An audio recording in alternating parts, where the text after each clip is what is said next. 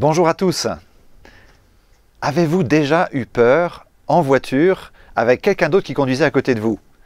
C'est pas toujours facile d'être passager dans un véhicule.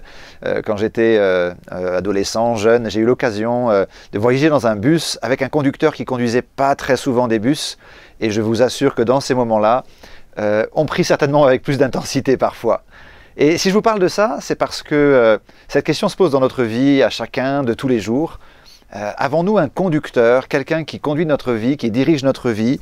Est-ce que nous avons le bon véhicule? Est-ce qu'on peut vraiment faire confiance à ceux qui nous influencent? J'aimerais le partager avec un texte de la Bible, dans le psaume 23, un des peut-être les plus connus de toute la Bible, qui nous parle de cette façon de diriger notre existence. C'est un psaume de David qui écrit ceci: « L'Éternel est mon berger, je ne manquerai de rien. Il me fait reposer dans de verts pâturages, il me dirige près des eaux paisibles. Il restaure mon âme. Il me conduit dans les sentiers de la justice à cause de son nom. Et quand je marche dans la vallée de l'ombre de la mort, je ne crains aucun mal, car tu es avec moi. Ta houlette et ton bâton me rassurent, voilà mon réconfort. Tu dresses devant moi une table en face de mes ennemis. Tu induis ma tête et ma coupe déborde. Oui, le bonheur et la grâce m'accompagneront tous les jours de ma vie, et j'habiterai dans la maison de l'Éternel jusqu'à la fin de mes jours. » Un magnifique psaume sur lequel je voudrais m'arrêter avec vous quelques instants dans ces quelques minutes que nous avons sur le premier verset. « L'Éternel est mon berger, je ne manquerai de rien. » Deux choses à vous laisser. La première, de souligner que nous avons tous besoin d'un berger. Et la seconde, eh bien que Dieu veut que nous puissions ne manquer de rien. Quand nous parlons d'un berger, ici c'est un vrai berger qui a écrit ce psaume, David. Il a été doublement berger de moutons, de brebis dans la vraie vie, en Israël, pendant cette période-là, dans toute sa jeunesse. Et il a été aussi berger dans un autre sens, comme leader d'une nation qu'il a conduite, qu'il a dirigée, en essayant de le faire avec le cœur de Dieu. Et c'est avec raison qu'il peut nous partager ces choses, parce qu'il sait ce que ça veut dire que d'être berger. Dans notre existence, on a beau parfois vouloir être indépendant et seul et diriger notre vie comme bon nous semble. Nous avons tous un berger autour de nous, quelqu'un ou une pensée, une philosophie qui vient nous influencer, qui vient nous diriger, qui vient nous permettre d'avancer dans notre existence.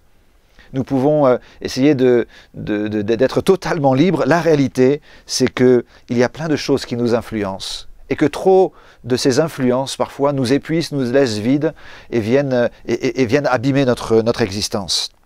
Nous avons besoin, et c'est ce que dit ce psaume, d'un berger expérimenté, capable de nous conduire dans les moments les plus difficiles de notre vie, capable de connaître le chemin vers lequel nous avons besoin d'aller et de pouvoir nous éviter les dangers, les moments difficiles qui sont là.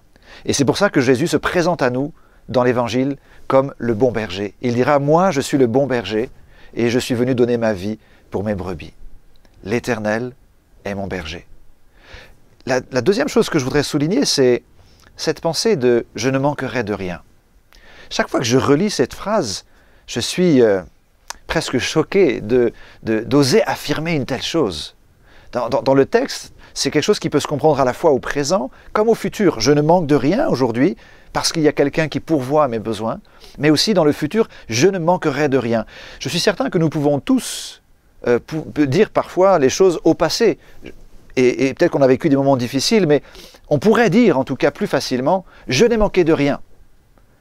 Mais dire, je ne manquerai de rien, quelle audace, quelle assurance, peut-être quel orgueil, même certains pourraient se dire. Mais finalement, dans une vie où nous avons très souvent l'impression de manquer d'écoute, manquer d'accompagnement, manquer d'amour, manquer de soutien, manquer d'amis véritables, alors que nous pourrions nous concentrer sur tout ce qui pourrait nous manquer dans l'existence, voilà que ce berger que David nous présente, celui qui vient manifester l'amour de Dieu, Jésus-Christ, eh bien, est celui qui est capable de répondre à tous nos besoins.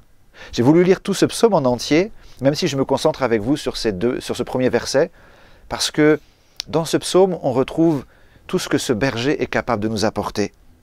Il est capable de nous apporter la nourriture et le repos dont nous avons besoin. capable de nous apporter la guérison lorsqu'il est parlé de restaurer notre âme, de nous réparer, de nous renouveler, de prendre soin de nous. Il est capable de nous apporter la direction lorsqu'il est question des sentiers de la justice. Il est capable de nous apporter un besoin de sécurité dans les moments les plus difficiles de notre existence, lorsque les choses sont sombres et noires et qu'on a l'impression de ne pas pouvoir avancer.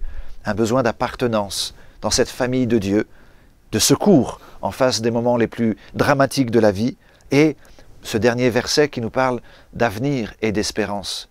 Est-ce que nous pouvons vraiment dire « Oui, le bonheur et la grâce m'accompagneront, me poursuivront même tous les jours de ma vie ». Ce que David est en train de nous apprendre, c'est que ce berger, ce Dieu incroyable que Jésus est venu révéler, veut être pour chacun d'entre nous ce berger qui répond à nos besoins spirituels, à nos besoins physiques, à nos besoins émotionnels. Et d'ailleurs, dans le dernier livre de la Bible, il est dit dans l'Apocalypse 7, l'agneau, ça parle de Jésus, c'est une image qui parle de Jésus, qui est au milieu du trône, prendra soin d'eux comme un berger, il les conduira vers les sources d'eau vive, et Dieu lui-même essuiera toute larme de leurs yeux.